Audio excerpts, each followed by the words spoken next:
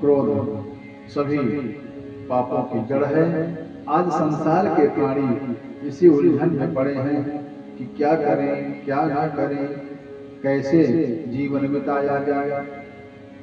आज उलझन में उलझी है दुनिया, आज उलझन में उलझी है दुनिया, कोई समझाने वाला नहीं है। आज उलझन में उलझी है दुनिया, कोई समझाने वाला नहीं है। कोई समझाने वाला नहीं है, कोई समझाने वाला नहीं है। राह भटकाने वाले हैं लाखों, राह भटकाने वाले हैं लाखों, ठीक बतलाने वाला नहीं है, ठीक बतलाने वाला नहीं है। आज उलझन में उलझी है दुनिया, आज उलझन में उलझी है दुनिया, कोई समझाने वाला नहीं है, कोई समझाने वाला नहीं है। स्वर्ग में सुख के साधन मिलेंगे, स्वर्ग में सुख के साधन मिलेंगे, ऐसे बतलाने वाले हैं लाखों, ऐसे बतलाने वाले हैं लाखों। स्वर्ग में सुख के साधन मिलेंगे, ऐसे बतलाने वाले हैं लाखों। स्वर्ग में सुख के साधन मिलेंगे, ऐसे बतलाने वाले हैं लाखों। इस दुनिया में ऐसे जियो तुम, इस दुनिया में ऐसे जियो तुम, ऐसा बतलाने वाला नहीं है, ऐसा बतलाने वाला नहीं है। आज उलझन में उलझी है दुनिया, आज उलझन में उलझी है दुनिया, कोई समझाने वाला नहीं है, कोई समझाने वाला नहीं है। राह भटकाने वाले हैं लाखों, राह भटकाने वाले हैं लाखों, ठीक बतलाने वाला नहीं है, ठीक बतलाने वाला नहीं है।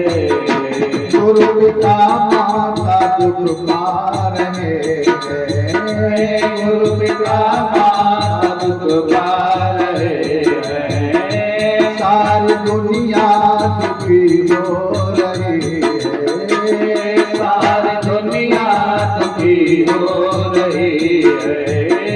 सेवा बंधन करो तुम सभी का, सेवा बंधन करो तुम सभी का, ऐसा समझाने वाला नहीं है, ऐसा समझाने वाला नहीं है। गुरु पिता माता दुख पा रहे हैं, सारी दुनिया दुखी हो रही है।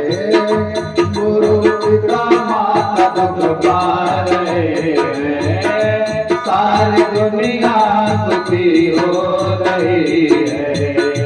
सेवा बंधन करो तुम सभी का, सेवा बंधन करो तुम सभी का, ऐसा समझाने वाला नहीं है, ऐसा समझाने वाला नहीं है। आज उलझन में उलझी है दुनिया, आज उलझन में उलझी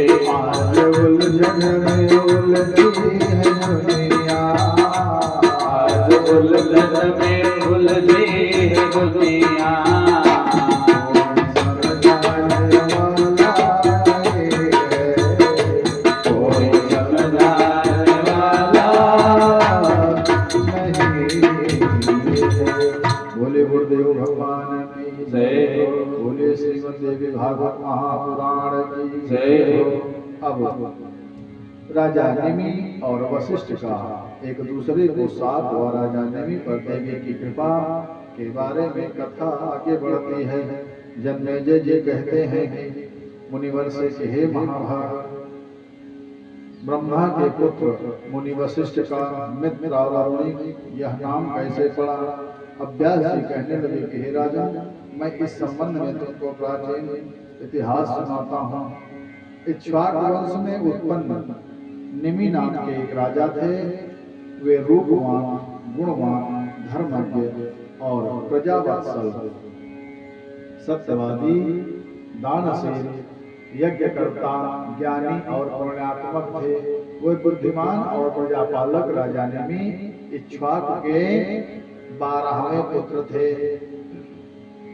उन्होंने ब्राह्मणों के हित के लिए गौतम मुनि के आश्रम के समीप जयंतपुर नाम का एक नगर बसाया।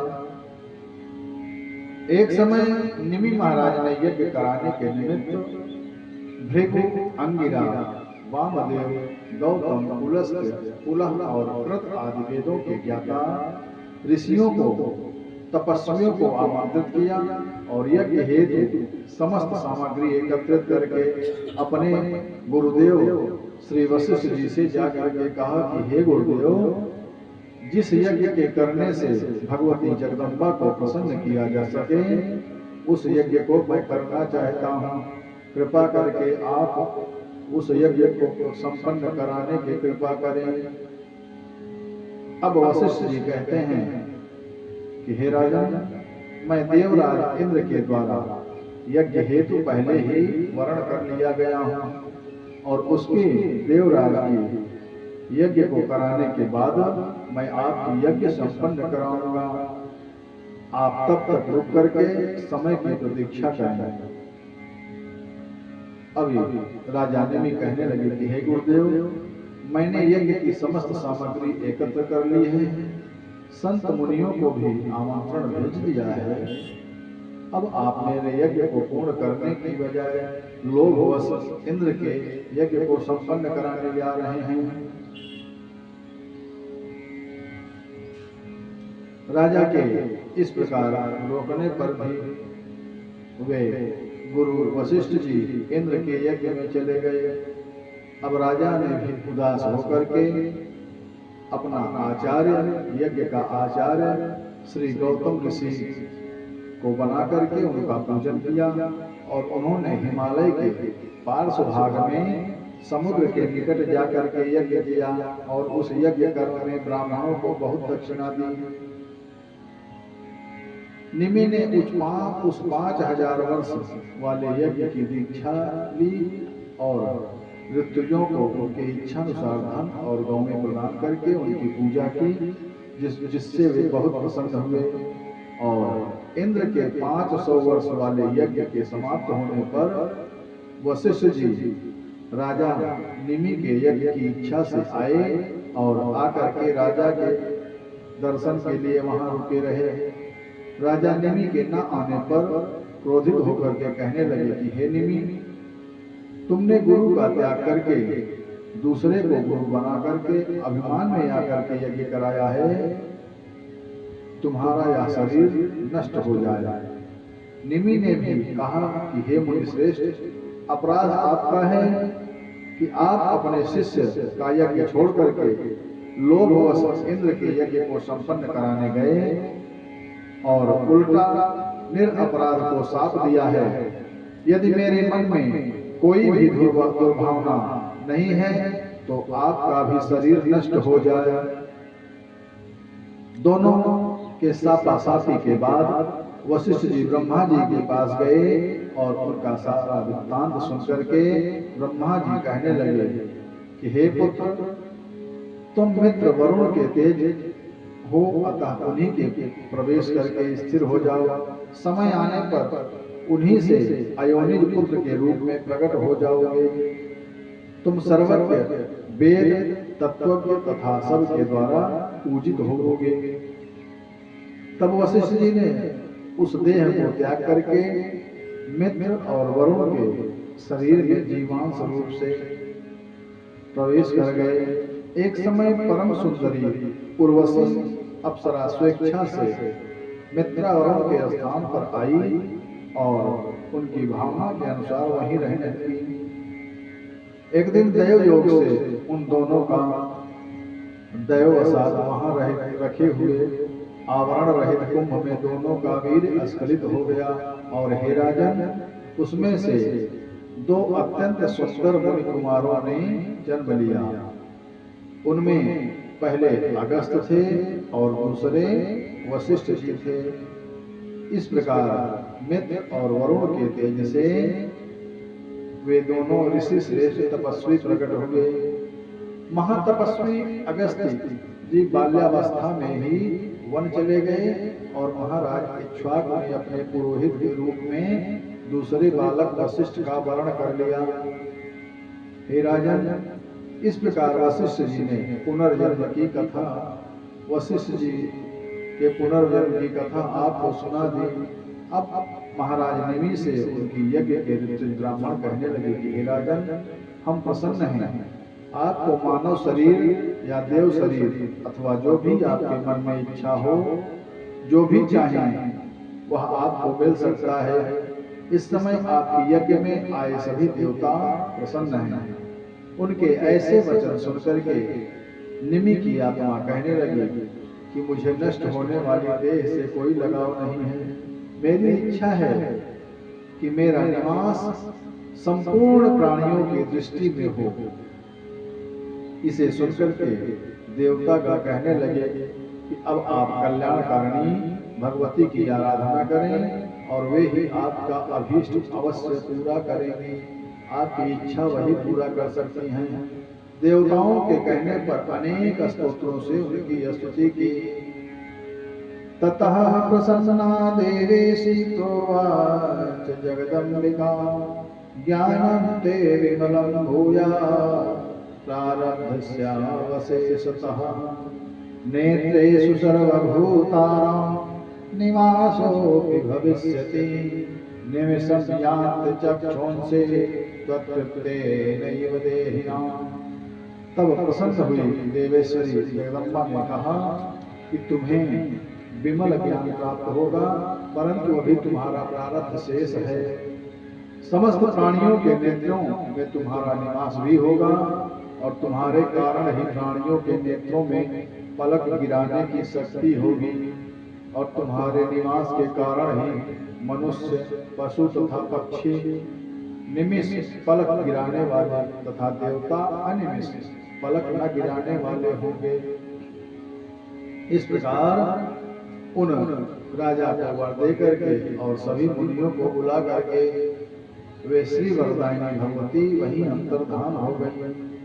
भगवती देवी के अंतर्धान हो जाने पर ऋषि मुनियों ने पुत्र प्राप्ति के भाव से निमि के शरीर का मंथन किया। अरण्यां मध्यमानायां पुत्रः प्रादुर्भूत तदा सर्वलक्षण संपन्नः साक्षात् निर्वापरः। तब अरण्य के मंथन से एक पुत्र उत्पन्न हुआ जो समस्त लक्षणों से संपन्न और साक्षात दूसरे निमि की भांति था और अरण्य के मंथन से इसका जन्म हुआ था। अतः यह मिथि ऐसा कहा गया और जनक से जन्म होने के कारण जनक यह नाम वाला हुआ। राजा निमि विदेह हुए, अतः उनके कुल में उत्पन्न सभी राजा विदेह ऐसा कहे गए। हे राजा, इस प्रकार निमि के पुत्र जनक नाम से प्रसिद्ध हुए और उन्होंने गंगा के किनारे एक सुंदर मिथिला नगरी का निर्माण कराया था। इस वंश में उत्पन्न होने वाले सभी राजा जनक और विदेह कहे जाते हैं। हे राजा, इस प्रकार से मैंने वशिष्ठ और निमि का संपूर्ण आख्यान आपको श्रवण करा दिया। लोभी बनकर गुरुवर जी ने जा देवराज का यज्ञ किया और निमि ने अपने यहाँ उसी समय था यज्ञ देव का यजन किया।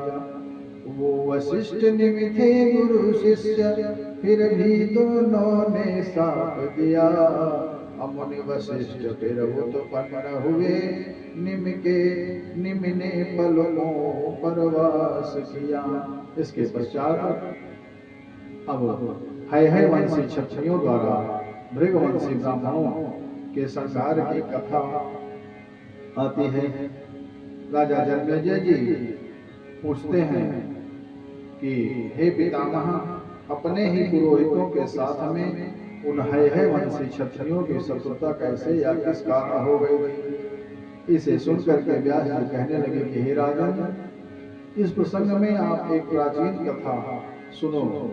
कार्तवीर नामक है वंशी राजा था और उसकी 1000 भुजाएं थीं। उसे सहस्त्रार्जुन भी कहते थे और वो भगवती के उपासक दत्तात्रेय के शिष्य तथा भृगवंशी ब्राह्मण के यजमान थे। हे राजन, कार्तवीर अर्जुन के बहुत समय तक राज्य कर स्वर्ग चले जाने पर उनके वंशज धनहीन हो गए थे और उन है वंशी क्षत्रियों ने विनम्रता पूर्वक आकर के भृगवंशी ब्राह्मणों से धन की याचना की, परंतु उन ब्राह्मणों ने हमारे पास धन नहीं है ऐसा कहकर के अपने धन को जमीन में दबा दिया। कुछ इधर उधर स्थानांतरित करके अपने आश्रमों को छोड़कर के पर्वतों पर चले गए। और जब है वंशी क्षत्रिय उन ब्राह्मणों के आश्रमों पर आए तो वहां उनको कोई नहीं मिला।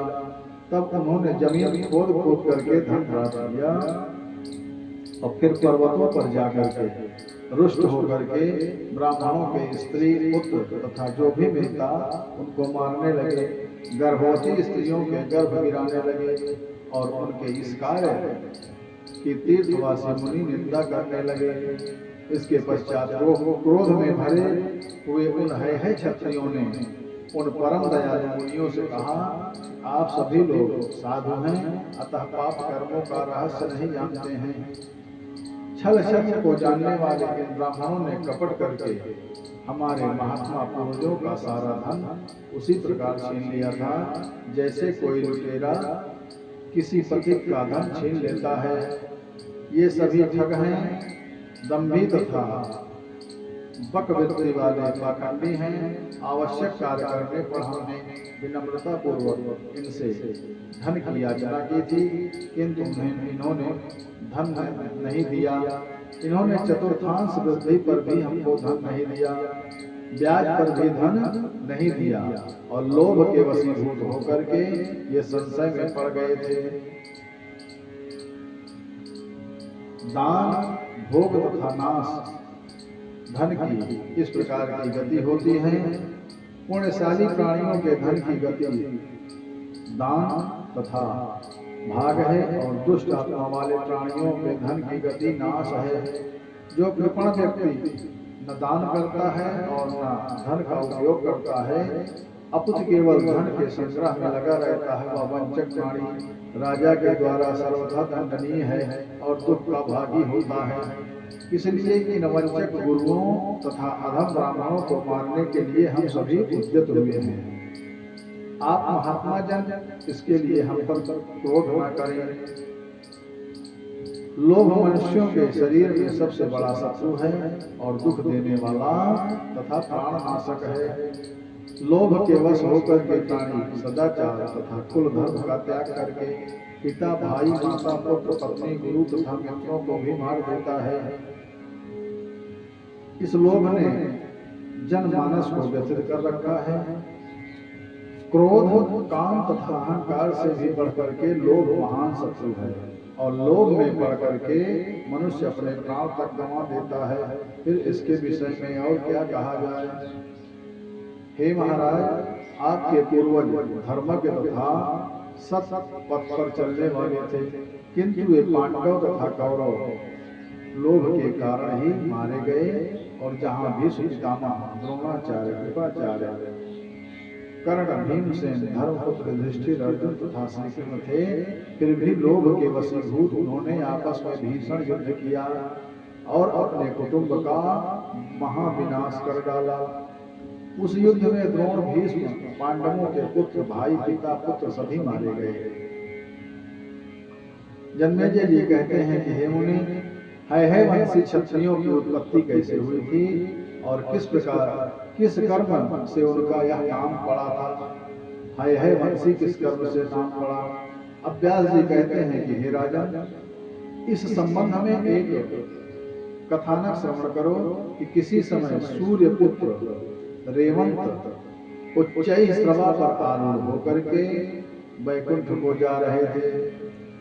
जब घोड़े पर सवार हो वहां पहुंचे तो लक्ष्मी जी की नजर समुद्र से प्रादुर्भूत उस उच्चई श्रवा पर पड़ी। अब तो वे उसे देख करके विस्मय में पड़ गई। विष्णु भगवान ने लक्ष्मी से पूछा कि यह दूसरे कामदेव के समान घोड़े पर सवार होकर के इधर कौन आ रहा है। एक तक उसी घोड़े को देखने के कारण वे भगवान के द्वारा बार बार पूछने पर भी कुछ भी उत्तर नहीं दिया। तब भगवान उनसे बोले कि हे सुलोचने, तुम क्या देख रही हो। इस घोड़े को देख करके मोहित हुई तुम मेरे पूछने पर भी कोई उत्तर नहीं दे रही हो।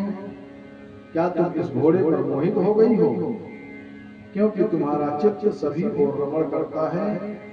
इस कारण रमा और तुम्हारी चंचलता के कारण तुम चला कहीं जाओगी, इसमें संदेह नहीं है। जिस प्रकार सामान्य नारी चंचल होती है, उसी प्रकार हे कल्याणी तुम भी कभी स्थिर स्वभाव वाली नहीं रहोगी। समय जब नेष्ट आता है, विपरीत आता है, मानस में भी कहा गया है, भरद्वाज सुन जाहि जब होय विधाता बाम, अधूर मेरु सम जनक जम ताहि व्याल समदाम। त्वं भयं मत समीपस्था क्षमे समीस्यति मोहिता, वडवा भव वामोरु मर्त्यलोके दारुणे।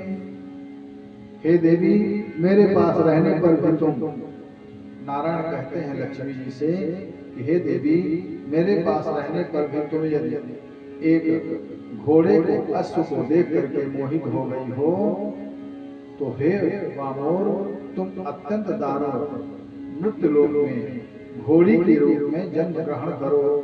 नारायण ने देवी को शाप दे दिया। अब दैव योग से भगवान विष्णु ने जब देवी लक्ष्मी को ऐसा शाप दे दिया, तब वे अत्यंत भयभीत तथा दुखी होकर के कांपती हुई रोने लगी।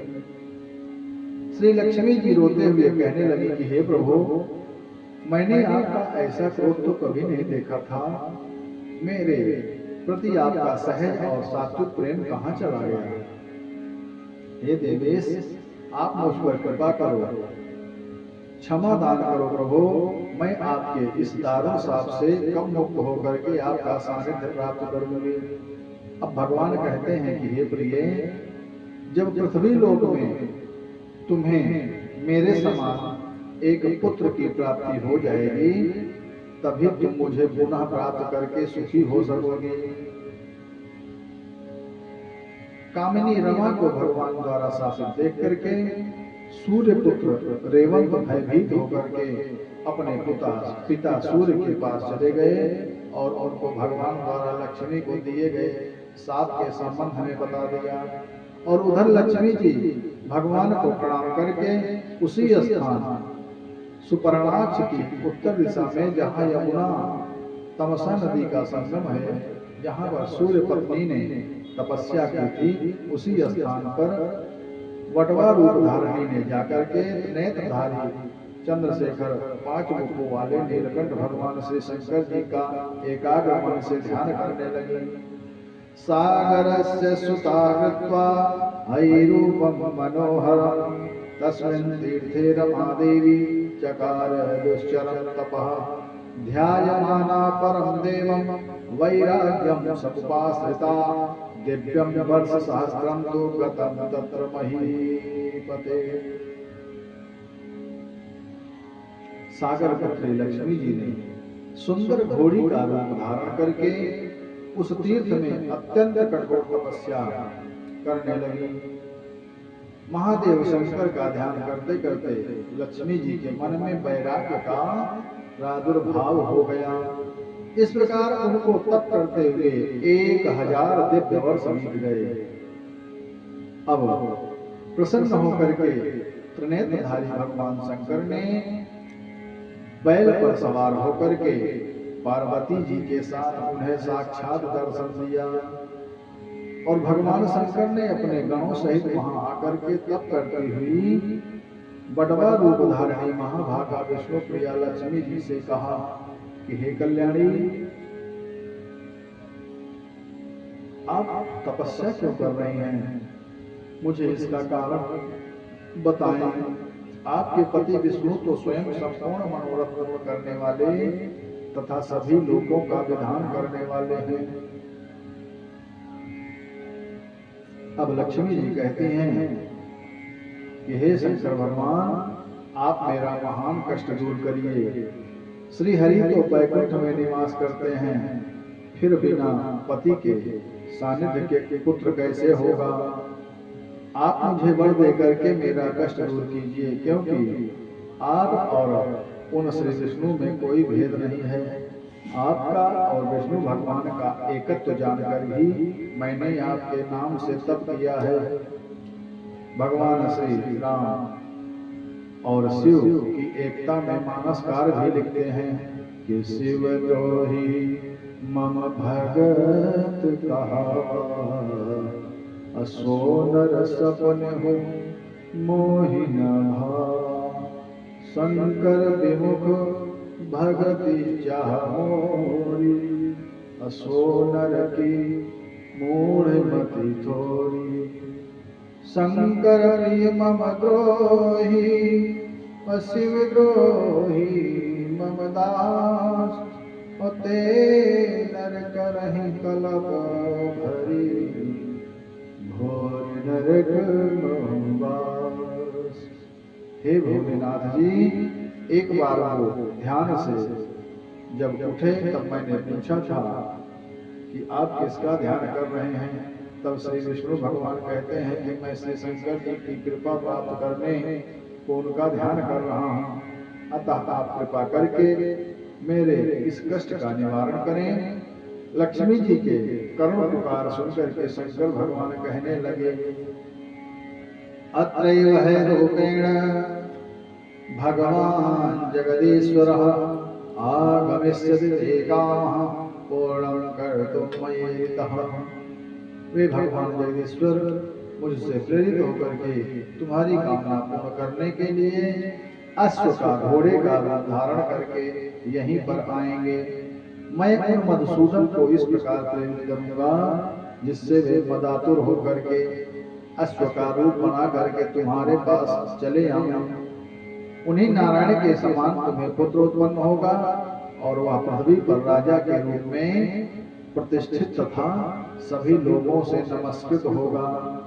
इस प्रकार पुत्र प्राप्त करके तुम उन्हीं के साथ वैकुंठ लोक चली जाओगी और हे देवी वहां उनकी प्रिया होकर रहोगी। आपका वह पुत्र एक वीर इस नाम से लोक में ख्याति प्राप्त करेगा और उसी से पृथ्वी पर है वंश विस्तार होगा और है वंश की स्थापना होगी। महालक्ष्मी जी के कष्ट निवारण हेतु भगवान शिव ने अपने सेवक चित्र रूप को भगवान विष्णु के पास दूत बना करके अपना संदेश लेकर के भेजा। दूत के वहां पहुंचने पर भगवान विष्णु ने भोलेनाथ का कुशल समाचार पूछा और फिर संदेश बताने को कहा। अब चित्ररूप कहता है कि हे भगवान, शिव जी ने कहा है कि आपकी भार्या लक्ष्मी जी तमसा और यमुना के संगम पर तपस्या कर रही हैं और वे जगतपते दुर्बल और निर्धन प्राणी भी अपनी भार्या की रक्षा करता है। आपने अपनी भार्या का बिना अपराध के परित्याग क्यों कर दिया? आप मेरे ऊपर कृपा करके मेरी प्रार्थना पर उस संगम पर अश्व रूप धारण करके जाएं और उनसे इस रूप में पुत्र प्राप्त करके उनको अपने साथ ले करके उनका कष्ट मिटाएं। दूत की बात सुनकर के भगवान विष्णु अश्व रूप धारण किया, घोड़े का रूप बना करके वहां गए और उस रूप में भगवान को पहचान करके उस रूप में लक्ष्मी प्रसन्न हुई। यमुना और तप्ता के लोग प्रसिद्ध पवित्र संगम पर कामार्थ दोनों का समागम हुआ और इस प्रकार वटवा रूप धारणी वे विष्णु प्रिया गर्भवती हो गईं और वहीं पर उन्होंने सद्गुणों से संपन्न तथा सुंदर पुत्र को जन्म दिया।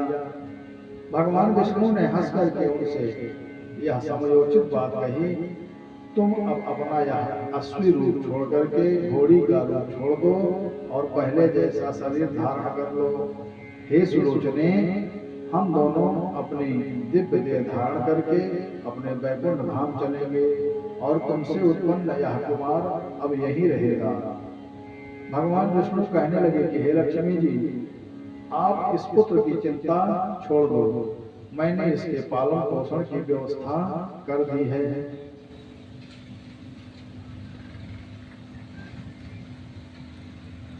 कौशिकी ने, हमारे देश में एक कौशिकी नाम की तपस्विनी और पतिव्रता थी। दुर्भाग्यवश उनका पति कोढ़ी हो गया था। एक दिन उस कोढ़ी ने एक वेश्या को देखा, उसका नाम कौशिकी था और उसने कौशिकी से कहा कि मैं वेश्या को पुनः देखना चाहता हूँ, मिलना चाहता हूँ। कौशिकी ने पति की इच्छा पूर्ति करने तो उस वेश्या को घर जाकर के उसकी सेवा झाड़ू पोछा करने लगी। और एक दिन वेश्या ने पूछा कि बहन, तुम कौन हो और तुम्हारी क्या अभिलाषा है? तब कौशिकी ने सारा समाचार बता दिया कि मेरा कोढ़ी पति आपसे मिलना चाहता है। उस वेश्या ने कौशिकी की सेवा से प्रसन्न होकर के कह दिया कि तुम जा करके उसे ले आओ। कौशिकी वेश्या की आज्ञा पा करके अपने पति को रात के समय अपनी पीठ पर लाद करके जा रही थी कि रास्ते में मांडव्य सूली पर स्थित थे और रात के कारण कौशिकी का पैर सूली से लग गया और ऋषि को कष्ट हुआ। तब उन्होंने कहा कि जिसने सूली पर चढ़े मुझे कष्ट पहुंचाया है और प्रातः काल होते ही मृत्यु को प्राप्त हो जाए। इस शाप को सुनकर के कौशिकी ने अनजाने में रात के समय अंधेरे में पैर लग जाने के अपराध के लिए बार बार क्षमा याचना की, लेकिन ऋषि ने कोई भी दया भाव नहीं दिखाया। तब कौशिकी ने भी हाथ में जल ले करके कहा कि मैंने स्वप्न में भी कभी पर पुरुष का चिंतन नहीं किया, तो न सूर्य उगेगा और न प्रातः काल होगा। अब तो कौशिकी की प्रतिज्ञा के प्रभाव से सूर्य देव का उदय न होने से सारे संसार में भयंकर आतंक छा गया, त्राहि त्राहि होने लगी। सब लोगों में सब जीव त्रस्त, सब तरफ भागते फिरते हैं और सब तरफ अंधेरा फैल रहा, कहाँ जाएं कहते फिरते हैं। सब देवों ने अपना दुखड़ा सब नारायण को बता दिया, पतिव्रता अनुसुईया गर आए दुख दूर हो कारण बता दिया।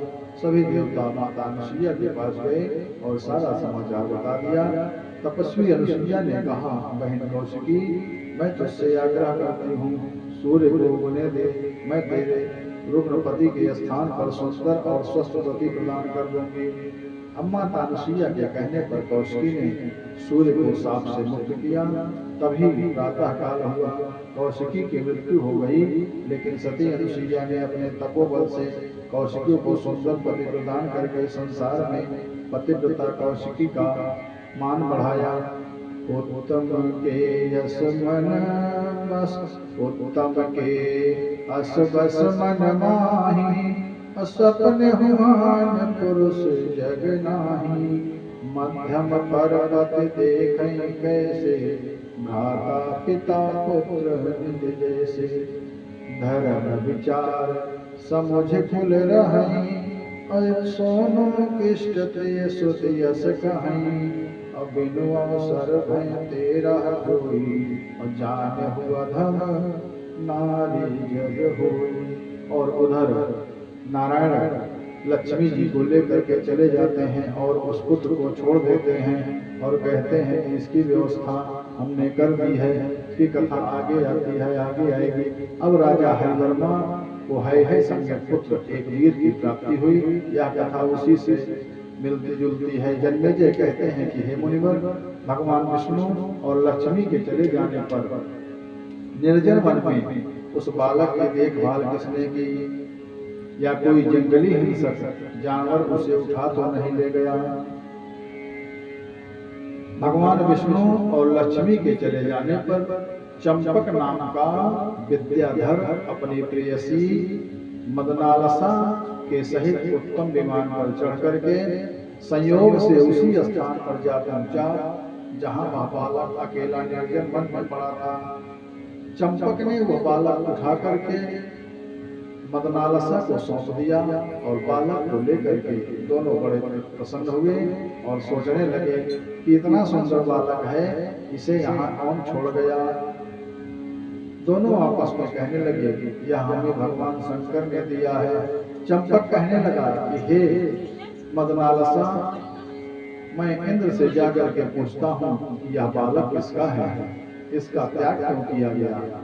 चंपक ने इंद्र के पास जाकर के पूछा कि हे देवेंद्र, यह बालक हमें निर्जन वन में मिला है और इसके विषय में आप बताएं।